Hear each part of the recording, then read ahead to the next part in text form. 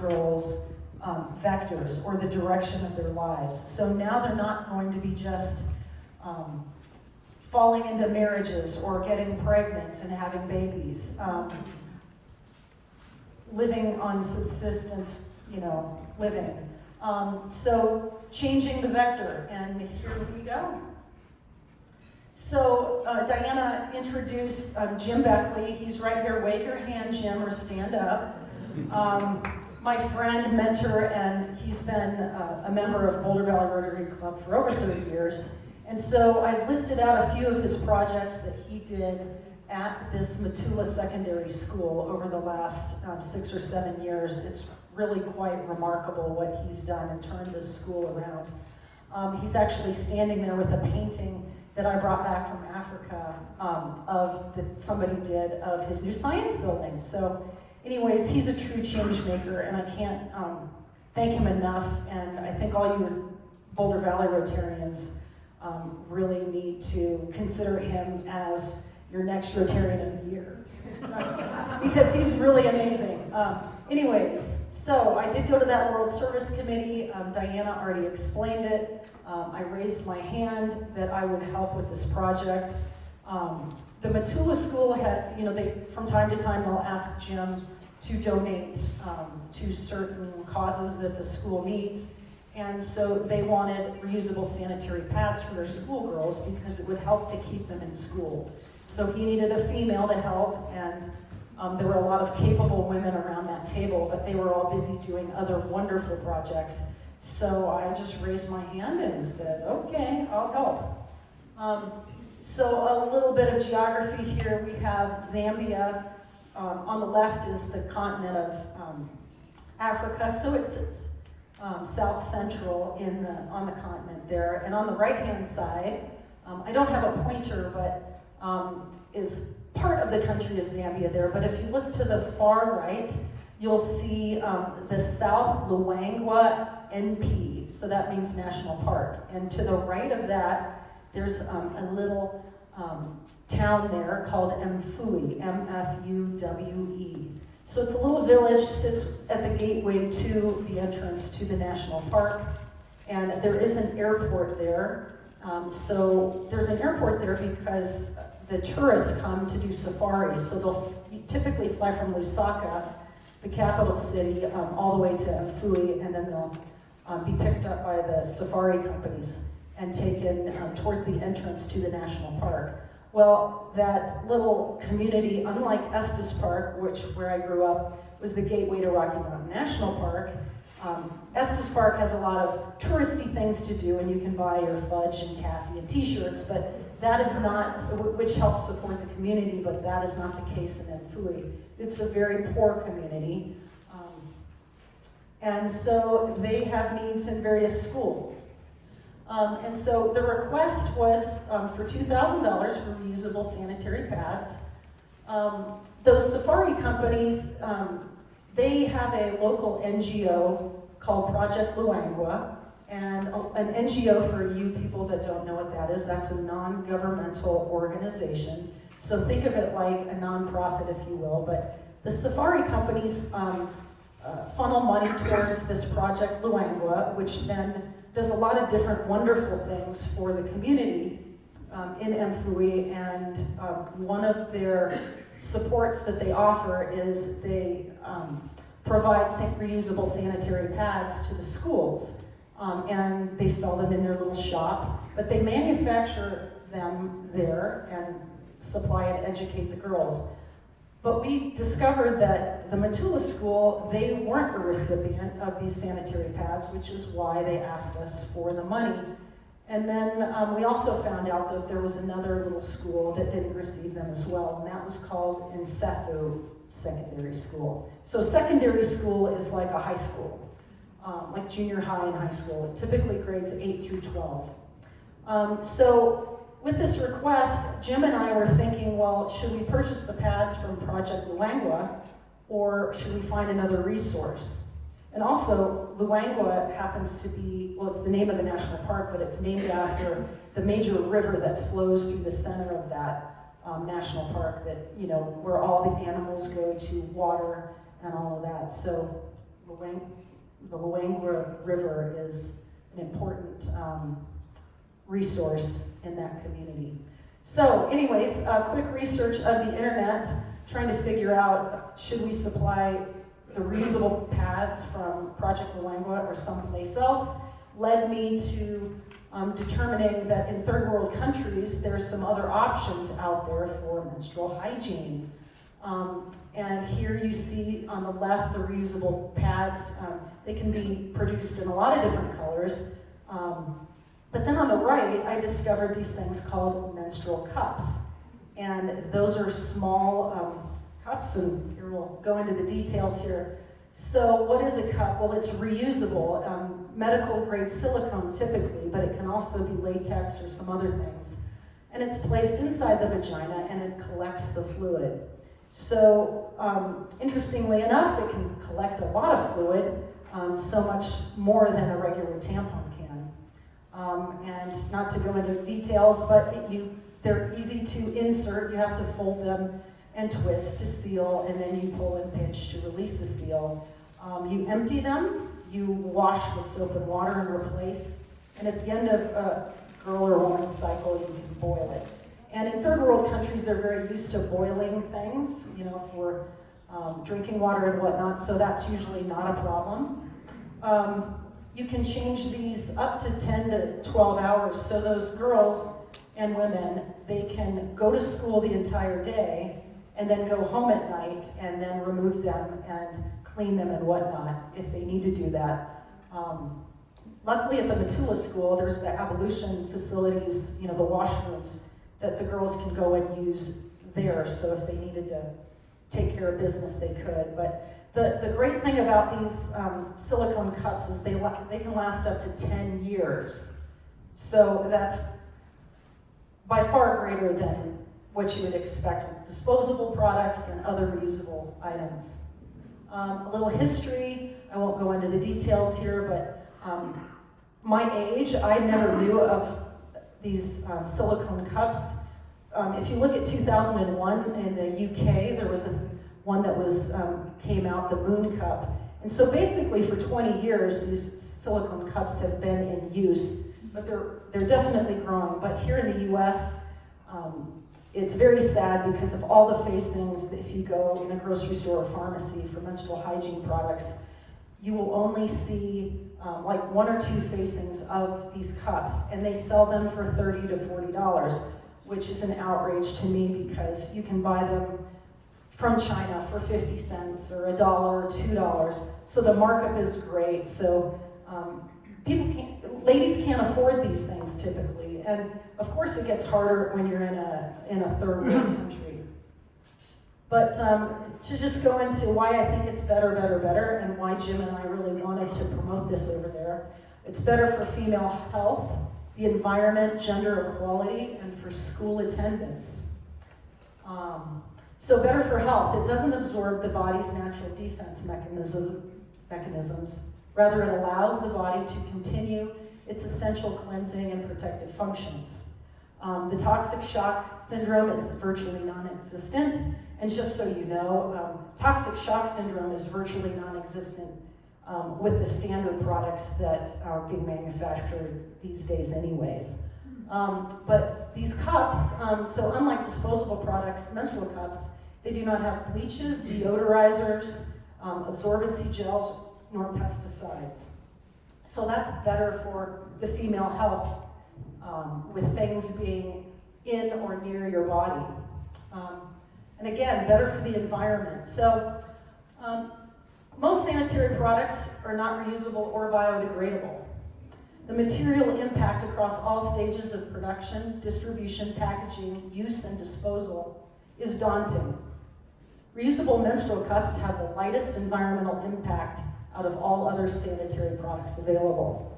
So that really bothers me right now is when you see the landfills and the trucks and the packaging and everything that go into the disposable products that are on the shelves right now, worldwide even.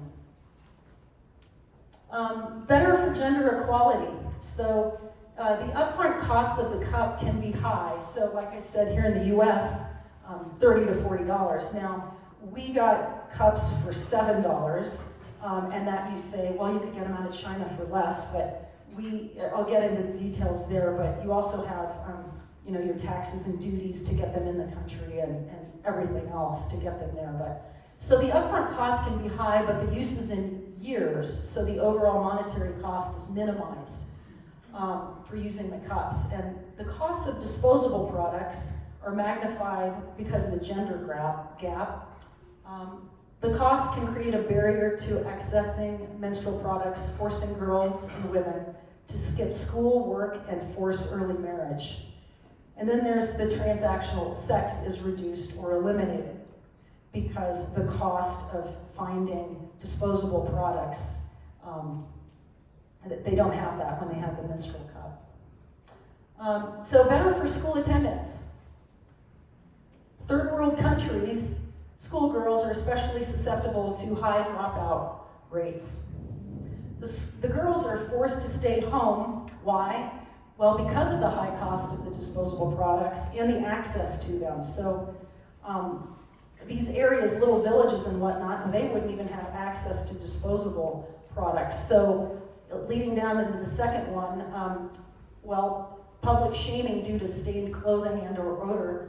Well, they'll use rags, other pieces of cloth, newspaper, sometimes even animal dung to try to soak up their menstrual flow. So this isn't leak-proof, hygienic, nor odor-free. These girls, they'll stay home because of early pregnancy and or marriage. Their families will get them married off early so they're not a burden on their families. So they won't go to school. And then cultural taboos in certain areas throughout the world. Menstruating girls and women are considered impure or contaminated, and sometimes they'll even make them go off in sheds or other areas and stay away until they're done. There's all sorts of cultural taboos related to that. So back to the project here, we were requested usable sanitary pads. They actually call them towels over there. But Jim and I, after all this research, we fully believed that menstrual cups, that was really the ticket. But how could we really not force that on them when they really wanted the pads? So we had to come up with some ideas on how to convert them. And so the barriers to entry, there's at least 4 of them, and it was supply, education, support of the school administrators, and acceptance, obviously, of the schoolgirls. So what we believed the steps to the cup, the success of the cup, were the supply and education. So we had to find those, and then we had to convince the feminine hygiene directors at the schools what the benefits were. And so we did that all through email, and occasionally there was some WhatsApp texting going on, but everything we did was through emails. So we did agree to offer pads, but only to the girls in the 8th and 9th grade, and then we offered the cups to the 10th through 12th grades.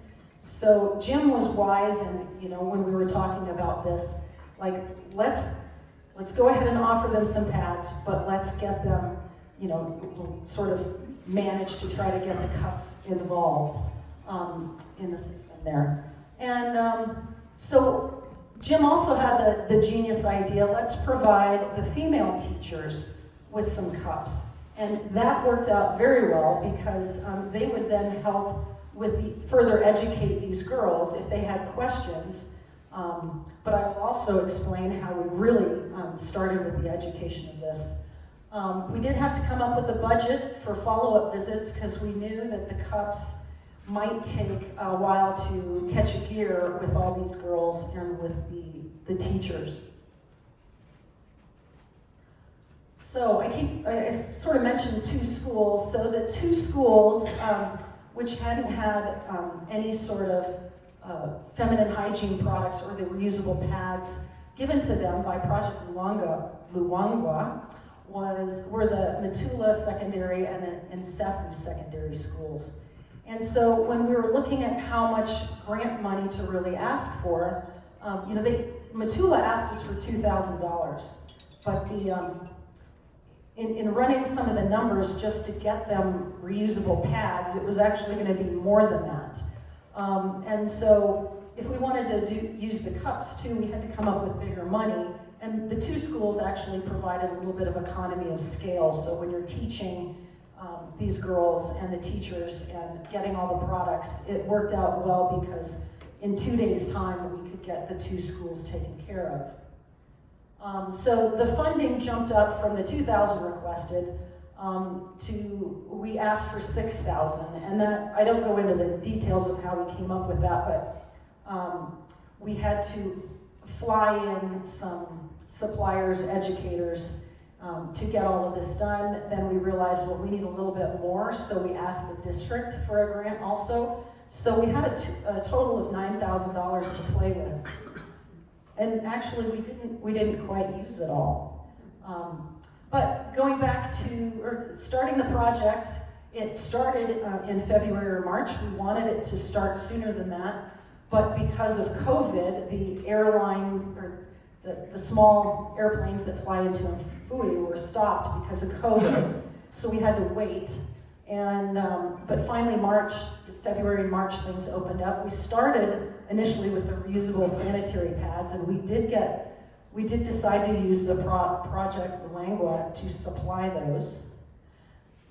So here, up on the left-hand corner, that's Feloni Banda, and she is the Gender Support Director of Project Luangwa. And she is showing these schoolgirls, these 8th and 9th grade girls, how to place the pad in their, quote, trousers. And so, but I want to take a minute to just have you guys look. So here's a typical classroom, or maybe not typical, but there's no desks in there. They're all sitting on the floor on, a little mat or whatever, and also look at their feet. So some of them have shoes and some don't. Now they're wearing uniforms, and I believe that probably all the school kids have some sort of uniform that the school provides, but they don't have a lot of money to have shoes and all the clothes that we have here in first world countries and the tables and everything like that. So anyways, so here are the pads that Project Luangwa produces, and as you can see, they're in beautiful African colors, and there's 5 pads to a package, and then also in that package comes a long, thin cloth bag that they can hang on their laundry, what do you call it? Clothesline, thank you very much. They can hang it on their clothesline, but they'll wash those pads and they will then put them in that laundry bag. And the reason they do that, again, is for the cultural taboo, because nobody's to see that they're having their cycle. And what's nice about this image too is the Rotary logo. So we wanted to make sure that Rotary was represented, so we sent them some stickers to put on there. But in this school, this is Matula, and the Rotary is well represented thanks to Jim. And all the stuff he does there, by the way, I don't know if I mentioned this, he does in the name of the Boulder Valley Rotary Club. So even though he might privately fund stuff, he does it out of his own heart, but he gives us credit, so that's so admirable. Here's some other smiling girls with their products. Okay, now skipping to the cup. So in my internet research, I did discover right away that there was a Zambian supplier. Her name is Alice Firks. She's there on the right. She is an expat from the UK. And she's first discovered cups like 10 or 15 years ago. And she's a farmer in a different part of Zambia. And so she decided that all the farm workers ought to be using these cups also. So she created a little company and has some people working for her that they go around and educate and supply these farm workers. So we, sent her an email, and she was on board to help us. And again, everything seemed to work out in our favor for this whole project. So here in March, she and her helper, Joyce, so in the white shirt, on the left-hand picture, the woman in red, she's actually an administrator for Matula, but the woman on the right, that's Joyce, so they're handing out cups right there. And as you can see on the right-hand picture, the girls are listening intently, and a few of them in the back have their hands over their face for a little embarrassment, I suppose. And here's Joyce handing out some more cups. And excited girls. Okay, so the washrooms, the bathroom facilities that Jim sponsored, there's a picture on the left, and Joyce is the one standing there on the right. They're getting a tour of that, and the Mfui Rotary Club was also heavily involved in getting those facilities built for the school. Now on the right-hand side, the men in back there from the Mfui Rotary Club, we have on the left side is the past president, Charles Zulu, and on the right is Mohammed Malizi, and he's the current president. And then we have the two ladies from Matula. And the woman in the center is the Nsefu headmistress. So think of like principal, and she was the woman that I emailed back and forth, and she was on board. So this is just showing when they showed up to give the presentation to the girls at Nsefu. And so, sadly, there was only like a 40% acceptance rate for the cups at the Matula school anyways. And so we knew we had to do a follow-up, but I budgeted for that. So we sent Joyce and Alice back there. So they would have to travel a couple hours to Lusaka and then get on a little plane that would then take them to Mfui. If they had to travel, it would be like 10 hours or something by bus. So we flew them there. And here it's showing the girls getting an additional education. And then we did supply 15 more cups, so that's not many, but interestingly enough, a significant portion of those were because the girls that didn't get them in March, they were on maternity leave. So this is a little video of a girl, and hopefully we can hear it. She's just gonna thank everybody, so let's see if, I don't know if I can make this.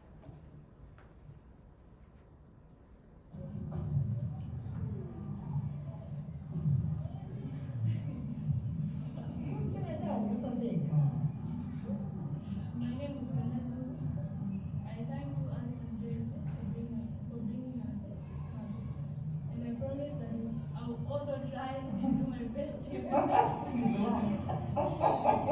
And for those who are already using it, I will just say continue using it.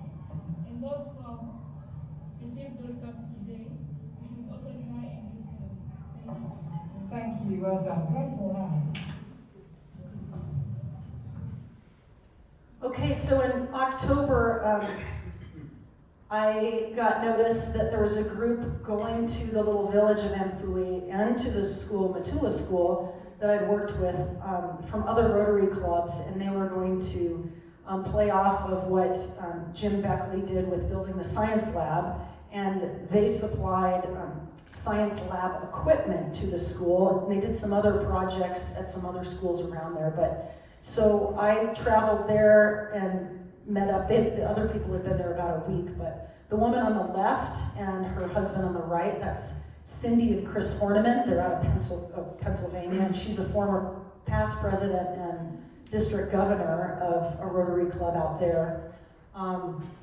And then to my right is a young man who's actually the adopted son of the man to his right with the blue shirt. That's the Rotary Club Service Above Self. And that is Dr. James Sillers, and he's done a lot of projects similar to the Hornimans throughout Africa and throughout the world. And he actually worked it through Rotary, making donations to the Pennsylvania Club in order to then fund the science lab equipment. So all the lab equipment was funded by Jim Sillers there. And then we have our driver who drove us around for a long time, James. He's a wonderful man. And this is the only picture that you'll see of some of the animals I saw there, because it's not about me going on a little vacation afterwards, but it was certainly fun and I highly recommend it. So here's Mfui, driving through Mfui. Look at that asphalt, people. It's far superior than the city of Boulder and Boulder County's asphalt. I was kind of sad, but just so you know, it didn't take long to get off that good piece of asphalt and onto some choppy asphalt with potholes and dirt with potholes. So I felt at home with all the potholes, but this just shows in the early part of the day before it gets too hot, the townspeople will go out and they will sell their fruits and vegetables in baskets and clothing and things like that along the street. And then in the afternoons, it gets a little more dusty and a little more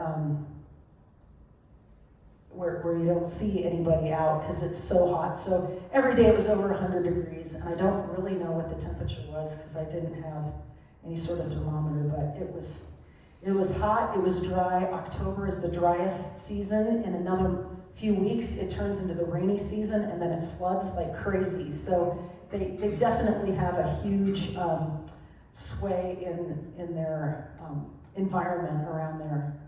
Okay, so Matula School, here's the signage entering it. On the left, you can see some of the things that Rotary has sponsored, but through Jim Beckley, primarily. And then here's the front of the Matula School. And so when I entered the school, this is a pretty cool story, or at least it's close to my heart, is one of the first people that came up to me was this woman, and she just grabbed me and she started hugging me. And she hugged me really hard, and it took me a second to figure out what was going on, but that was Jika Fury, and Jika was who I emailed back and forth to get this project going, and just her hugging me was so amazing. And then she let me go, and then she just grabbed me again and hugged me, and then the tears flowed from both of us because I just knew that this impacted her, and it impacted the girls that she cared so much about, which then impacted me. And I just want you guys to know that story because Boulder Valley Rotary Club, that hug was for you too. So there I am with a few of the teachers. That's not all. Jika happens to be the one on my right there. And so Jika took me across to a different room when I first arrived, and she introduced me to all their female teachers, and there was like 14 of them or so. And one by one, they went down and said what they liked about the cup, because they were all provided a cup. And it was amazing, the stories. I wished I would have filmed some of that, but I didn't. But they were so happy. The woman, though, on the far right, she was the only holdout. She didn't even try a cup. She wanted the reusable sanitary pads, so she got those. But I figured 13 out of 14 was a success. Okay, so now I'm going to play some videos. I have 3 videos, but I have tons more, but these girls would come up and they would say things, and I hope you guys can all hear them and what they have to say.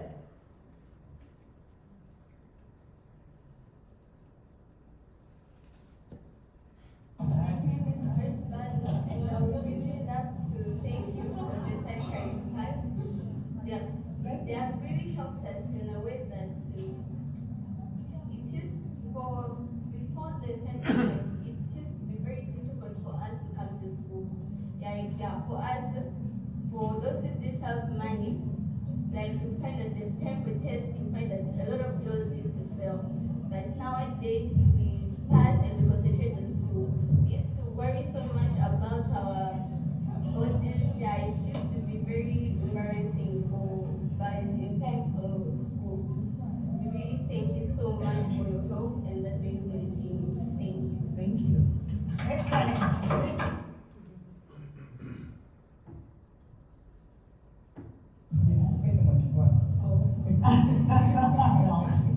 My name is Alexia Kamena. I'm in grade 10. I would like to thank you for the Kaluna Cup that you gave us.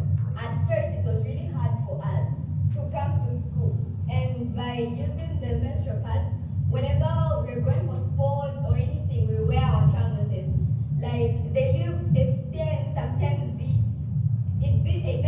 big bump inside that makes all the boys look like she's wearing a menstrual pad, which it was very embarrassing for us. But thanks for the Talona cup, which we instilled inside, and not even a boy, not any male can know that we are on our menses. So we'd like to thank you very much. In the background is a water tower we built. My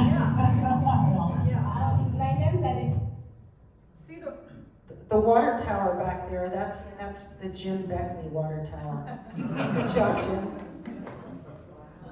Name is Eugenia Banda. I'm in grade 4, 12th age. I just want to thank you for the telegram that you gave us. Before you gave us the telegram, we used to buy disposable pads that are very expensive. We cannot even afford some of us to buy. And also those disposable pads, they used to stick sometimes. Now telegram, we can easily move freely, we can run, no any bad smell. Just want to say thank you so much.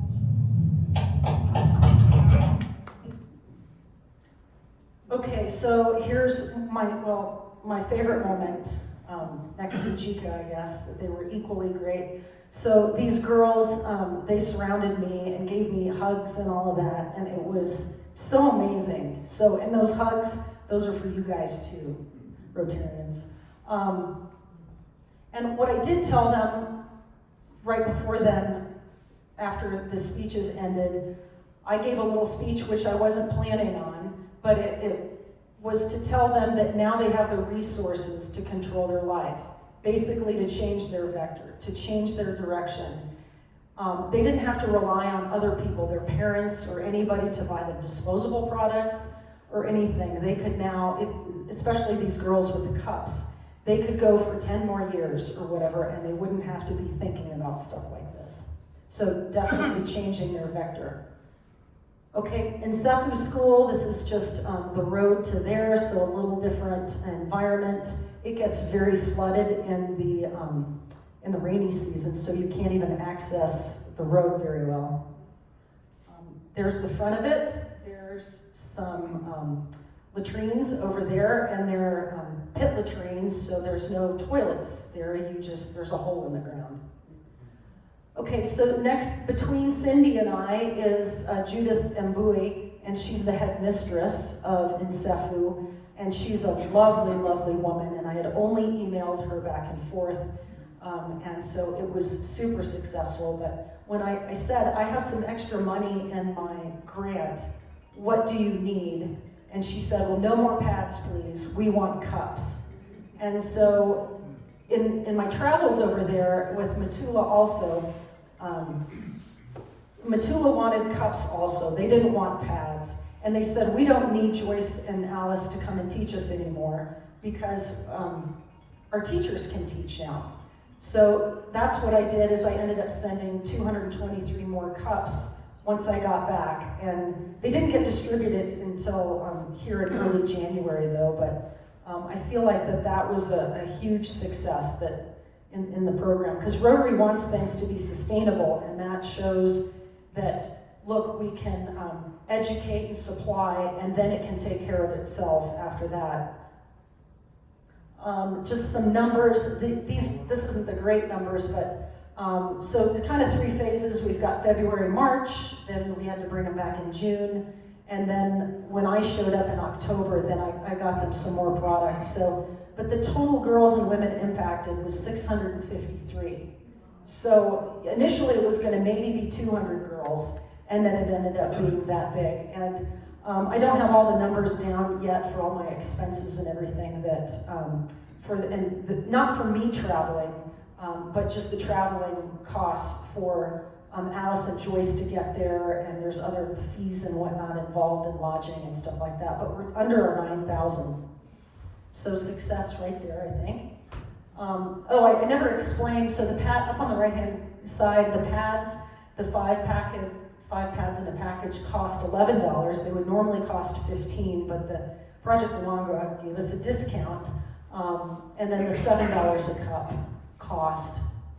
But with those girls impacted right down there, you get closer to $8 per person for that cost. So Alice Firks, reflecting to her native assistant Joyce Rusunda when they got back, she said, "I am always so shocked how grateful these women and girls are for such a small thing." And then Alice said Joyce responded in her wise African way, "For you it is small, for them it is huge." And I think that's what I felt when I got a hug from Jika, and when I got hugs and selfies and everything from those girls. They were just so happy and elated, and I'm so proud to have represented our club, and I wish that all of you could have been there with me. So it takes a village. Here are all the people that there's probably more in there, but it took all those people to make all of this happen, so it wasn't just a few. So thank you so much for all of them, and especially Jim Beckley for including me in on this project. And finally, so here's the Rotarians right there: Cindy Horniman, Mohammed Malusi, so he's the president of the 6-person and Fui Rotary Club that do amazing things. I actually offered, it costs $100 a year to have a member, and those people can't afford that, so I sponsored 2 Rotarians, so he now has 2 women in Rotary that have joined the club. And then there's Jim Sillers in the back, so he supplied the science equipment for the science lab, which is directly behind us, and then me, and then Chris Horniman, he's actually an engineer without border, but he follows his wife around the world doing great and wonderful Rotarian projects. So, whew. Questions?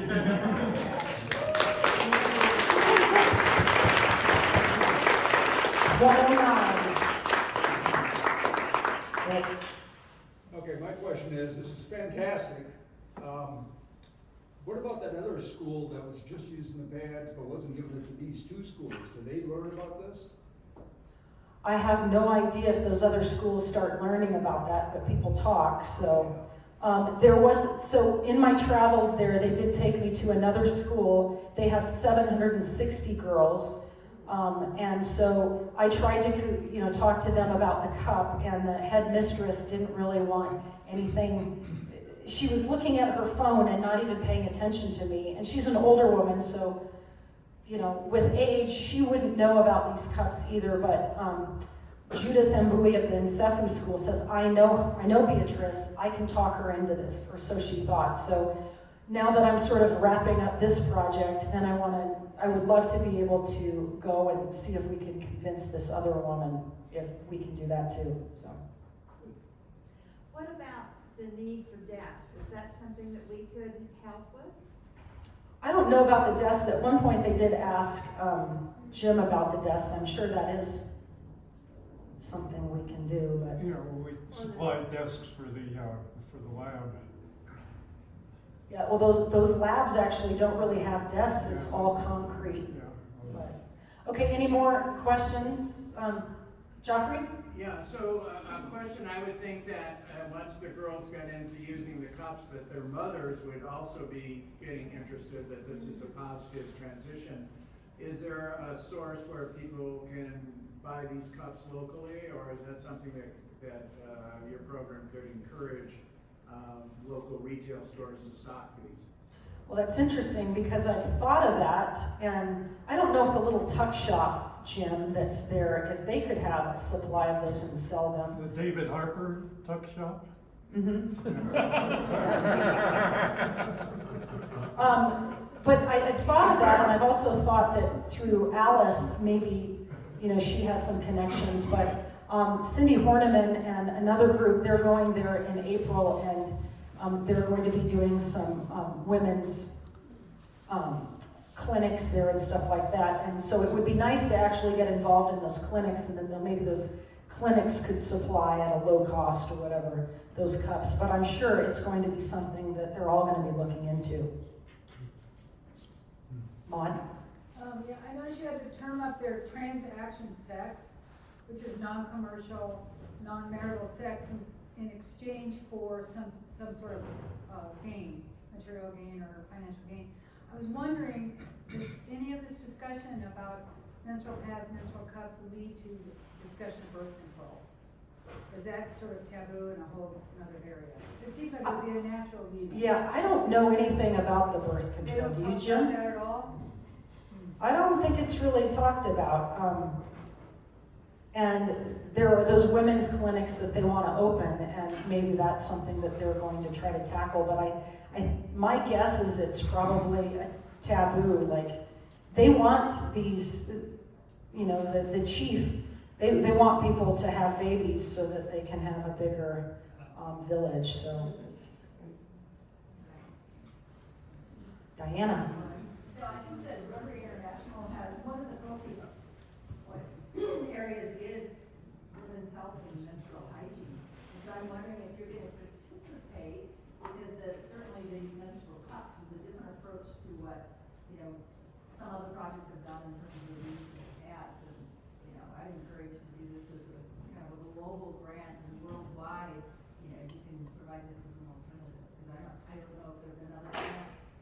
Yeah, I mean, ours was just an international grant versus the giant global grants, but that can have a worldwide impact. Yeah, I agree. So for you people that might not know about Rotary, so there's different action groups, and so there is a Rotary action group for menstrual health and hygiene, and both Jim and I have gone to the website that's through Rotary, and we've tried to get information, and neither of us have received any information. And then I actually, on the website that they have, and this is all through Rotary, there's like 20 different board of directors, and I went to all of those board of directors and sent them individual emails, and I haven't heard from one of them, sadly. It's like, you're on this board of directors, but nobody's doing anything about it. So my other thought was to actually write an article or something, or letter to the magazine or something like that to try to get, shake this up a bit, because here they say they have a menstrual health and hygiene, but I don't know what they're really doing as, you know, this action group for the whole world. So, but yes, something big can happen. These menstrual cups are amazing because in volume you can buy them so cheaply, but you do have to have the education. You got to have the follow-up, I think, or it's going to be somewhat of a struggle. But the more people you can educate. There were girls that actually had access somehow to Google, and they would Google on how to insert these cups and how to remove them, and they learned through Googling. So, bless the internet. Anybody else? Julia? Do you have plans to go to any other schools across the continent of Africa? Well, the plan that I was thinking about was the Mfui school, Mfui Day School, because they have the 760 girls there, but I kind of needed to get this project wrapped up because there's a lot of paperwork and stuff involved. And give my presentation to you guys. Thank you.